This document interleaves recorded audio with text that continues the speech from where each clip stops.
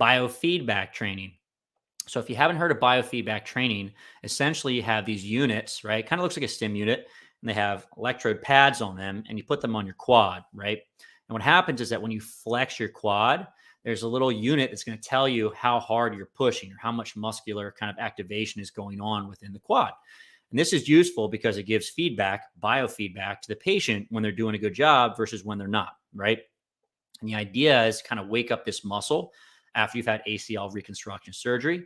And the biofeedback gives that real time feedback if the patient is actually getting the job accomplished, right? So if they push and that number goes way up, like, okay, let's do more of that. Okay. And if it's not going up, they have that feedback too. They're like, all right, this isn't working. Let's try something up. Let's change the cueing, try to flex this muscle right here. And it's really nice. And some of the research is showing that it tends to be effective in comparison to just exercise alone. So this is a study in 2012. It's called the influence of electromyographic biofeedback therapy on knee extension following ACL ligament reconstruction, randomized controlled trial by Christinell et al. And they're looking at biofeedback to the vastus medialis in exercise versus no biofeedback in exercise.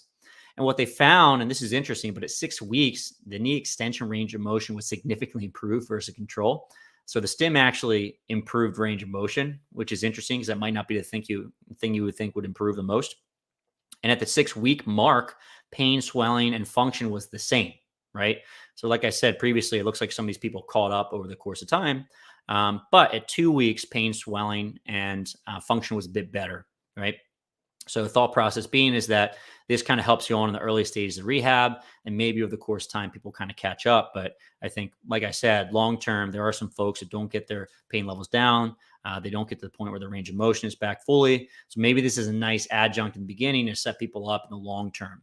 So if you are loving what you are learning right now, I highly recommend you check out my Fitness Pain-Free episode where we go over a patellar and quadriceps tendinopathy guide. I will leave a link in the show notes. Definitely recommend checking it out.